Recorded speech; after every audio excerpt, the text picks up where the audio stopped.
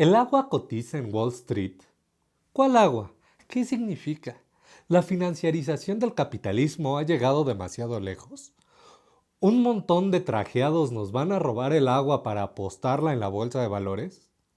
Hola, soy Amílcar París Mandoki y gracias por acompañarme a Filosofía de la Historia. La noticia sobre la cotización del agua en Wall Street produjo mucho interés en las redes sociales. Mucha gente se espantó por lo terrible que sonaba, y yo mismo me intrigué por su significado. Sin embargo, la mayoría de las noticias no explicaron el fondo del significado. Por ello, me he tomado una pausa en mi explicación del Capital de Marx para tratar de entender y explicar lo que ha sucedido. Me he hundido en el sistema legal sobre la propiedad del agua en California y el mundo de los derivados financieros de Wall Street para tratar de darles una explicación accesible y a la vez certera de lo que ha sucedido. Así que, comencemos de una vez.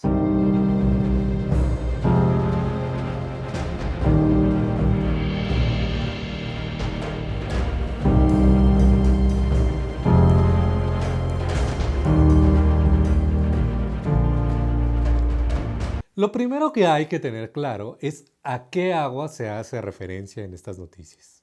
El agua que cotiza se ubica toda en una sola región geográfica, el estado norteamericano de California. California es el estado de mayor población en un país que es el mayor consumidor de agua per cápita y a la vez tiene sequías y grandes proyectos de agricultura. ¿Cómo le hacen para administrar un recurso que usan tanto, necesitan tanto y cada vez tienen menos? Lo hacen mediante un plan centralizado que toma en cuenta la amenaza climática, el daño a los ecosistemas y las necesidades de los distintos individuos involucrados. Obviamente no. En Estados Unidos lo hacen mediante el capitalismo. En el capitalismo, la distribución se determina mediante la propiedad privada, en este caso, mediante la propiedad privada de la tierra. Y todos los ajustes a esta distribución se hacen mediante el mercado. En general, el agua le pertenece al dueño de la tierra que esté sobre, junto o alrededor de una fuente de agua. Sí, a veces, como en un río, las cosas son más complicadas porque hay varios terrenos junto a un mismo río. Hay toda una legislación que determina prioridades según en qué momento se asignó un terreno y cuánto tiempo llevan usando el agua. Me podría clavar en la textura de eso, pero al final de cuentas en lo que resulta es que hay propietarios de tierras que tienen derecho a usar agua y pueden vender esa agua a otras personas, instituciones, municipios o ciudades. En el capítulo 1 del Capital, Marx menciona que hay cosas que no tienen valor pero tienen precio. Ese es el caso del agua en el mercado del agua de California.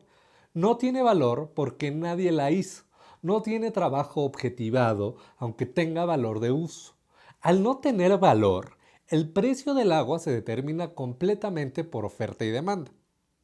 La oferta estará determinada por la disponibilidad del agua. La demanda por necesidades productivas de las granjas y las industrias y de los individuos que viven en ciudades. Quien tenga acceso al agua puede venderla a quien la necesite y tenga dinero para comprarla. Por lo general, quienes compran agua son municipios, ciudades y personas que tienen granjas.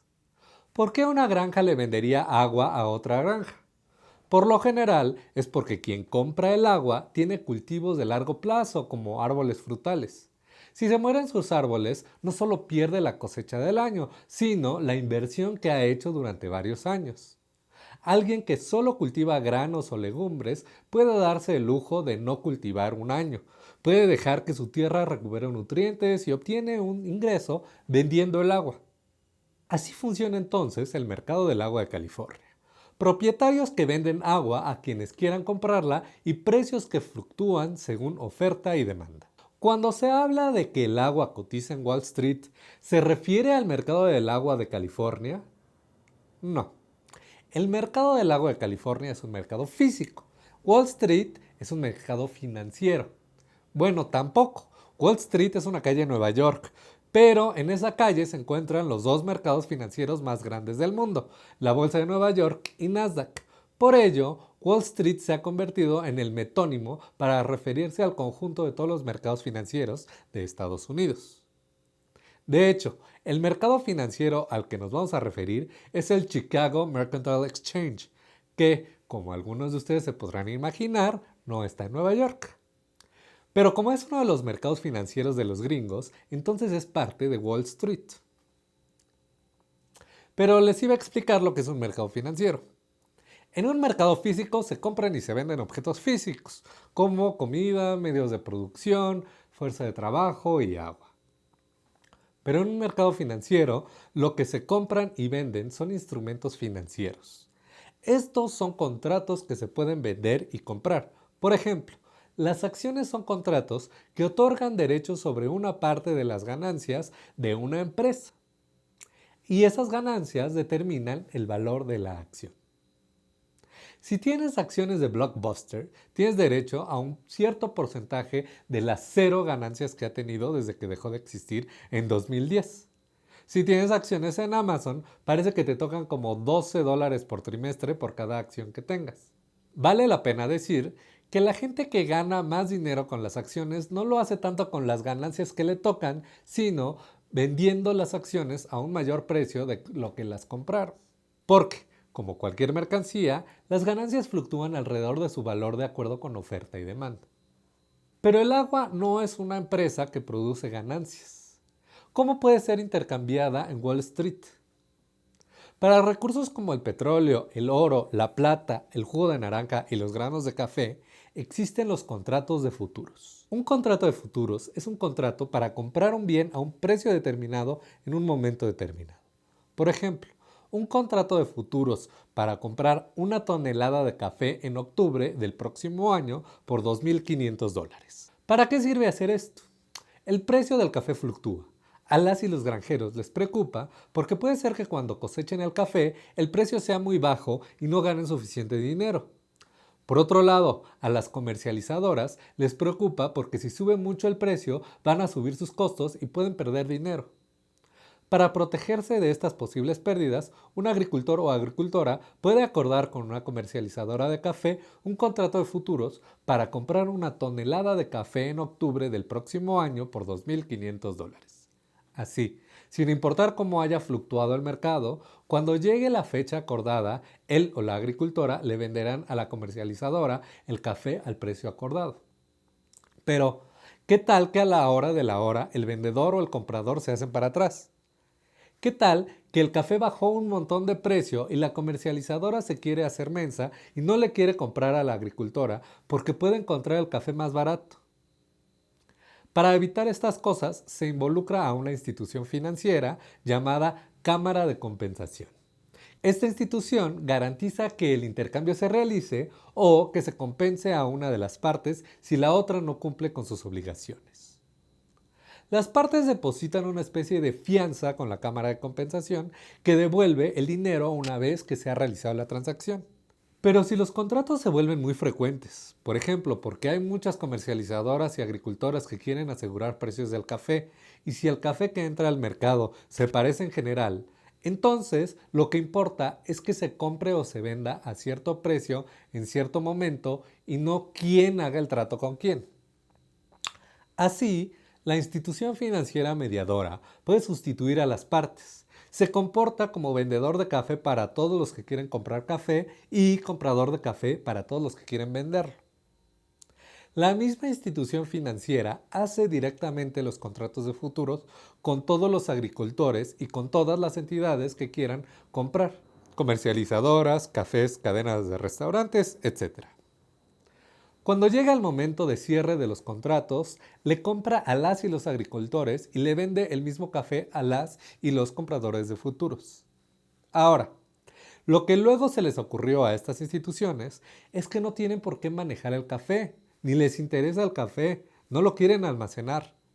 Al final de lo que se trata es el precio, y si solo les interesa el precio, lo que pueden hacer es manejarlo todo con dinero. Usemos el mismo ejemplo. Una cadena de cafeterías hipsters quiere comprar en octubre del próximo año una tonelada de café y se espera que en ese entonces esté a $2,500. Así que compra un futuro. Cuando llegue octubre, la institución financiera verá a cuánto está la tonelada de café en el mercado y le pagará o cobrará a la cadena Hipster la diferencia entre el precio determinado en el futuro y el precio de mercado. Por ejemplo, si la tonelada de café está a $3,000, la institución le pagará a la comercializadora Hipster los $500 que le faltan para comprar su tonelada de café. Así la cadena Hipster le termina costando lo mismo porque paga los $2,500 y la institución le completa con 500 más. Si por otro lado el café está más barato, a $2,000, la cadena Hipster compra su tonelada a $2,000 y los 500 que le sobran se los paga a la institución financiera.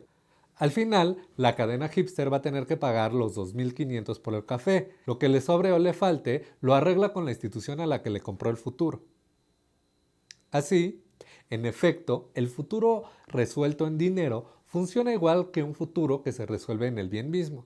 Es una herramienta para asegurarse de pagar una suma de dinero específico por un bien específico en un momento específico. Ahora sí, regresemos a lo que nos trajo. El agua que cotiza en Wall Street. Lo que cotiza son futuros de agua que funcionan de esta manera. Un futuro de agua corresponde a 10 acres pies de agua. Sí, ya sé, los gringos y sus sistemas medievales de medidas. Son como 12 millones de litros de agua. Esos futuros son vendidos por la Cámara de Compensación del Mercado Financiero de Chicago.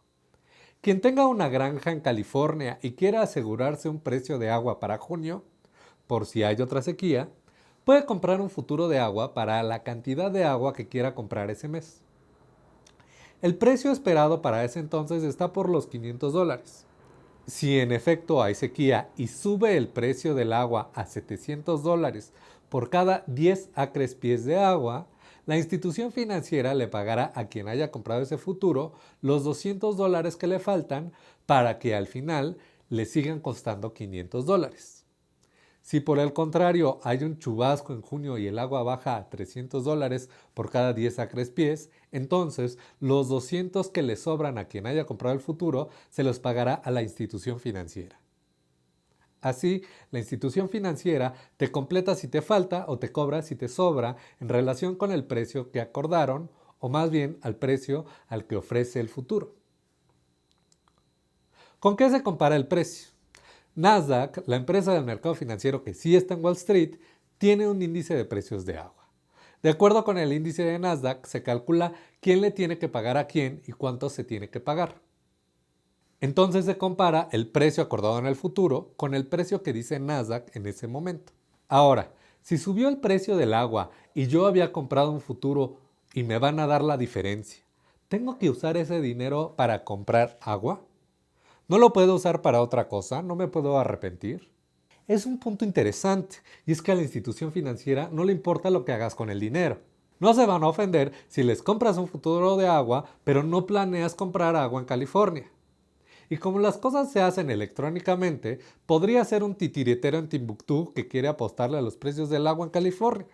La Cámara de Compensación te va a vender lo que puedas pagar y se llevará su comisión. Entonces, ¿cotiza el agua en Wall Street?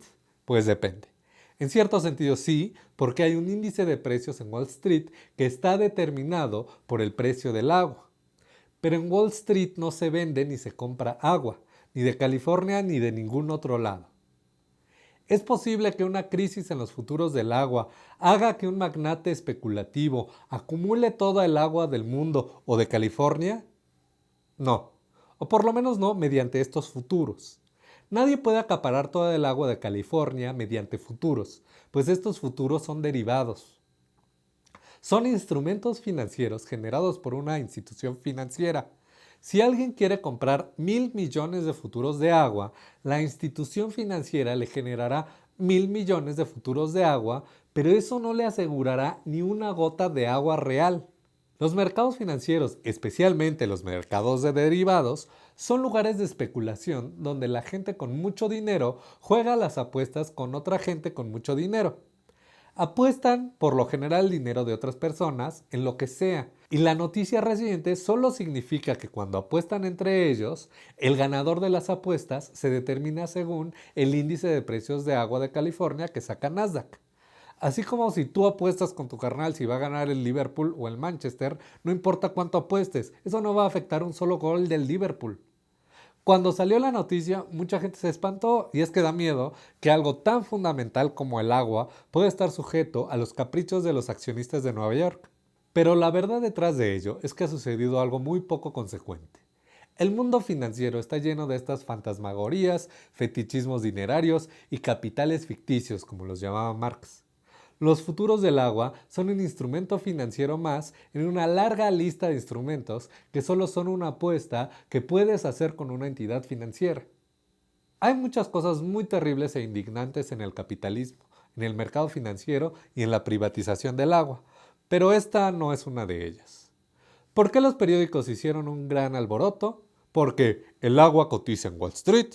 Es un encabezado más interesante que nuevo derivado financiero basado en un índice elaborado por otra institución financiera y sus estudios de mercado del agua en California sale a la venta. Así no tendría chiste. Nadie lo compartiría en redes sociales, nadie le daría me importa, me enfurece o like. Y hablando de likes, este no es el tipo de videos que suelo hacer. Por lo general me enfoco en filósofos alemanes del siglo XIX. Pero si te pareció interesante esta cápsula y te interesa ver más, coméntala, compártela y suscríbete. Si hay suficiente interés, tal vez haga más cápsulas tratando de explicar fenómenos económicos, políticos y filosóficos relevantes del momento. De cualquier modo, me parece que pronto saldrá otra cápsula del Capital, así que hasta entonces.